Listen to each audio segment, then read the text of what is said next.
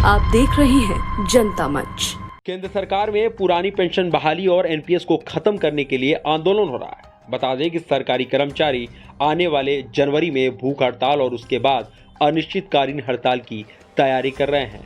दूसरी तरफ भारत सरकार के वित्त मंत्रालय ने ओपीएस और एनपीएस के बीच का एक अंतर खत्म कर दिया है। नेशनल पेंशन सिस्टम एनपीएस में इनवैलिड यानी विकलांगता पेंशन और फैमिली पेंशन के मामले में जो पेंशन भुगतान आदेश पीपीओ नंबर जारी होता है उसे एन सीरीज के तहत जारी किया जाता है।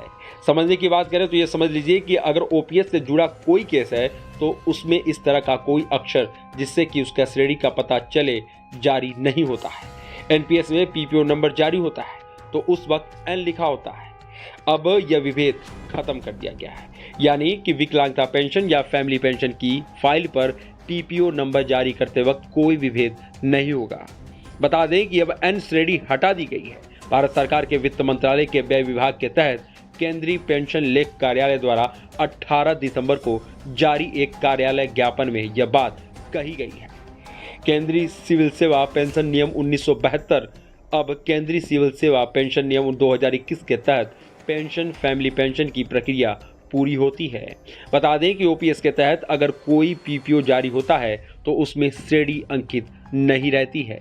एनपीएस और ओपीएस में फैमिली पेंशन और विकलांगता पेंशन पहले भी जारी होती थी। एनपीएस में जब कोई पीपीओ इशू होता था तो उसमें एन यानी एनपीएस श्रेणी लिखा रहता है। यह ओपीएस और एनपीएस के एक बीच का विभेद था, बाकी सभी बातें एक समान थी, लेकिन एन ने पीपीओ नंबर को एनपीएस और ओपीएस में विभाजित कर दिया था। इस विभेद से संबंधित लाभार्थियों को यह एहसास होता है कि वह पुरानी पेंशन में है या एनपीएस में है। अब वित्त मंत्रालय के कार्यालय ज्ञापन ने उस भेद को मिटा दिया है।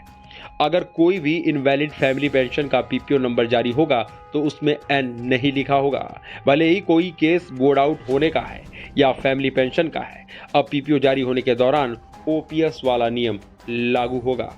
पीपीओ जारी होने में कहीं पर भी एनपीएस नहीं लिखा जाएगा। अगर हमारी जानकारी अच्छी लगी हो तो प्लीज शेयर कीजिए। टीम जनता मंच। अभी तक आपने हमारे चैनल को सब्सक्राइब नहीं किया है तो दिए गए स्क्रीन पर हमारे जनता मंच चैनल को सब्सक्राइब करें और बेल बटन दबाना बिल्कुल न भूलें।